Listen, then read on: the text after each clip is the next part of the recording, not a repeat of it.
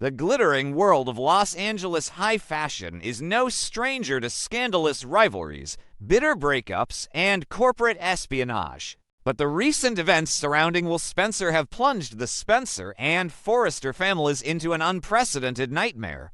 For weeks, audiences have watched in horror as the once level-headed young man has spiraled into a terrifying abyss of uncontrollable rage. Initially, the devastating end of his relationship with Electra Forrester seemed to be the sole catalyst for his erratic behavior. The crushing weight of hiding Katie Logan's corporate secrets, combined with the agonizing pain of losing the woman he loves, appeared to have broken his spirit. However, as the violence escalated from a gut punch at the bikini bar to a brutal, blood-drawing assault at the beach house, a much darker, far more sinister truth began to emerge from the shadows of the Spencer legacy. Katie Logan, a mother whose intuition has been sharpened by years of navigating the treacherous waters of the Spencer family dynamics, was the first to realize that her son's terrifying outbursts were not merely the symptoms of a broken heart.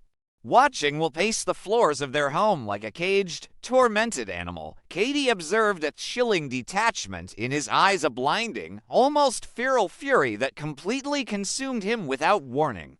When Will tearfully confessed to her that he felt entirely out of control of his own temper, experiencing blinding flashes of rage that he could neither understand nor stop, a cold dread washed over Katie.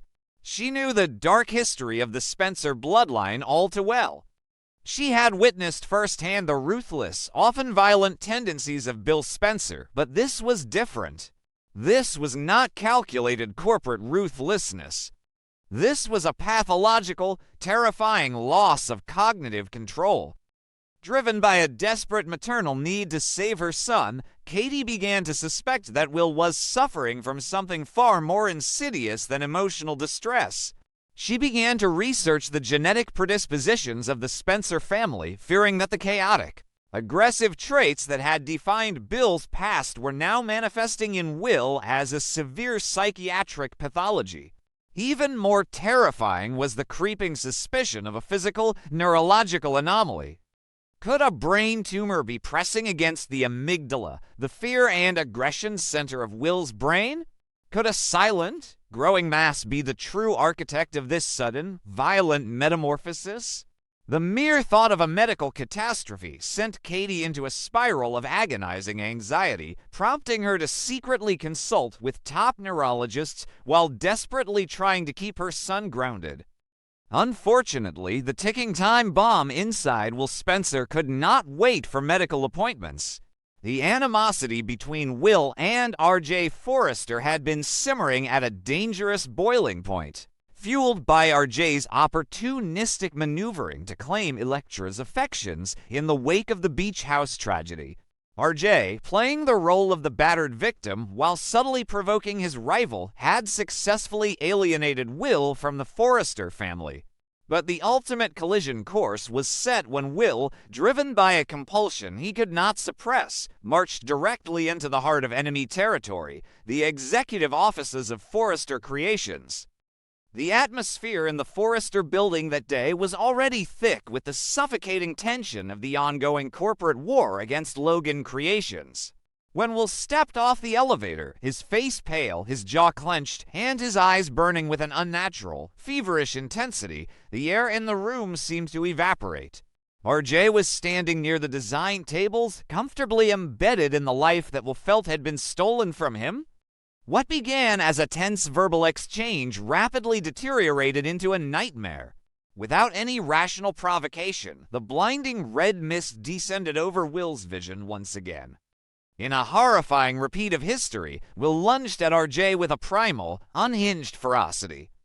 The sleek, modern elegance of the Forrester office was instantly shattered by the visceral sounds of violence. Will's fists connected with RJ in a relentless, brutal barrage that sent design sketches flying and mannequins crashing to the hardwood floor. RJ, seemingly incapable of defending himself against this unnatural onslaught, was quickly overpowered, left battered and bleeding on the floor of his own family's empire. The screams of the Forrester staff echoed through the halls as security scrambled to pull a violently thrashing Will away from his victim. It was a scene of absolute, unmitigated chaos, a dark stain on the pristine legacy of the Forrester brand. When Ridge Forrester burst into the room and saw his son bleeding on the floor for the third time at the hands of a Spencer, his reaction was apocalyptic. Ridge's fury was absolute, blinding, and entirely hypocritical. This was the same man who had recently stormed into Bill Spencer's office and physically punched the Spencer patriarch in the face in a fit of rage over the corporate defections. Yet, Ridge's ability to justify his own violence while condemning Will's was staggering. In Ridge's eyes, his assault on Bill was a righteous defense of his family, while Will's attack on RJ was the act of a dangerous, irredeemable monster. Refusing to entertain any pleas for mercy or understanding, Ridge made a drastic, line-crossing decision. He bypassed the usual wealthy family protocol of handling matters internally through private security and lawyers. Instead, trembling with rage, Ridge pulled out his phone and dialed 911. He was going to see Will Spencer arrested, booked, and thrown into a jail cell, regardless of the consequences. He loudly declared to the horrified onlookers, including a devastated Elektra who had rushed to the scene, that the era of forgiving Spencer transgressions was officially over. Will was going to pay for his crimes with his freedom.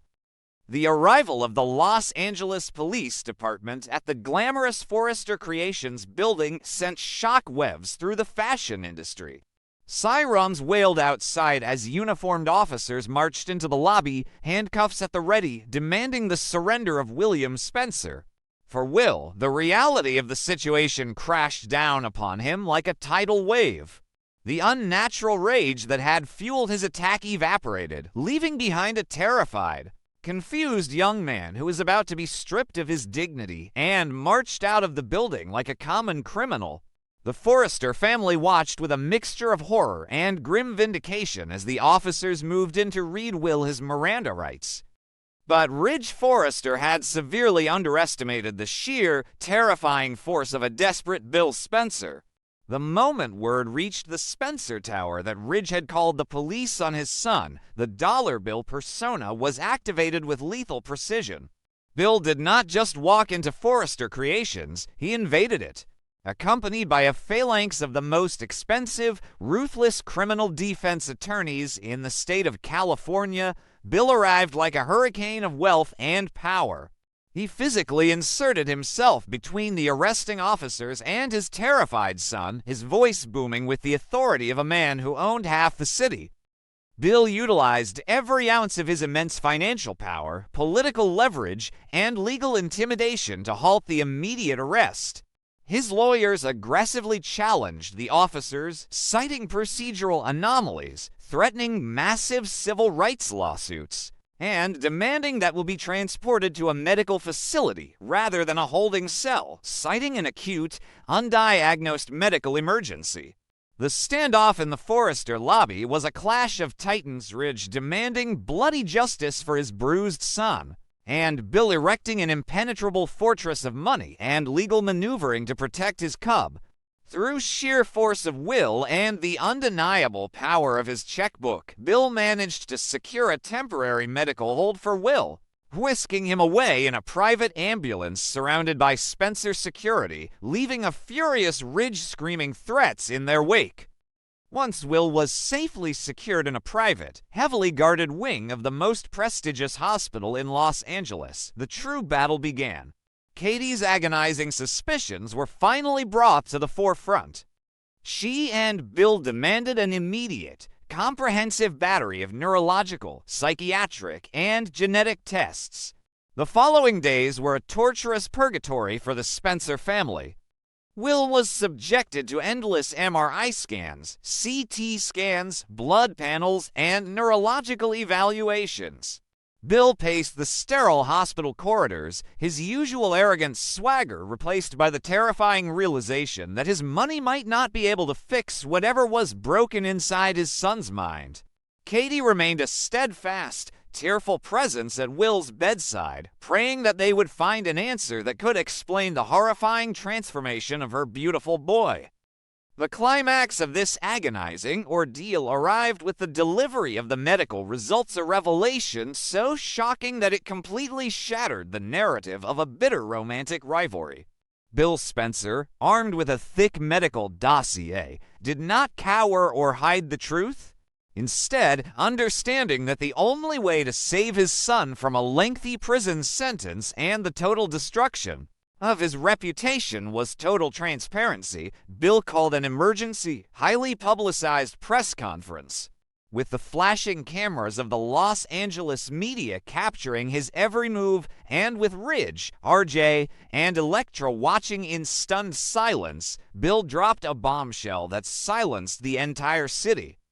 Standing at the podium, his voice thick with uncharacteristic emotion, Bill publicly revealed the terrifying truth behind Will's violent outbursts.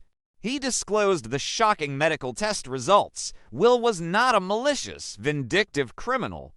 He was the victim of a severe, rapidly developing neurological condition, a dangerous mass pressing directly against the frontal lobe and the amygdala, severely impairing his impulse control and triggering uncontrollable, violent physical reactions. The genetic markers, combined with this neurological anomaly, had created a perfect, devastating storm inside Will's brain, turning him into a passenger in his own body during these episodes of rage. The revelation sent a shockwave of profound guilt and horror through the Forrester family. Ridge's self-righteous crusade for justice suddenly looked like the cruel persecution of a desperately ill young man. RJ, nursing his bruised face, was forced to confront the reality that his rival was fighting a life-or-death battle against his own biology. And Elektra, whose heart had been hardened by the violence and deception, was left reeling, her anger dissolving into a puddle of heartbreak and regret as she realized the man she loved had been suffering in agonizing, terrifying silence. Bill Spencer concluded the press conference with a fierce, unwavering declaration of war not against the Forresters, but against the disease that was trying to steal his son. He vowed to employ the greatest medical minds on the planet to cure Will, daring anyone in the legal system or the Forrester family to stand in the way of his son's survival. The narrative had violently shifted. Will Spencer was no longer a villain to be punished, but a tragic victim in need of salvation. As the screen fades to black, the audience is left breathless, wondering if the Spencer wealth and power will be enough to save Will from the ticking time bomb in his head, or if the damage to his life, his mind, and his love for Elektra is already irreversible.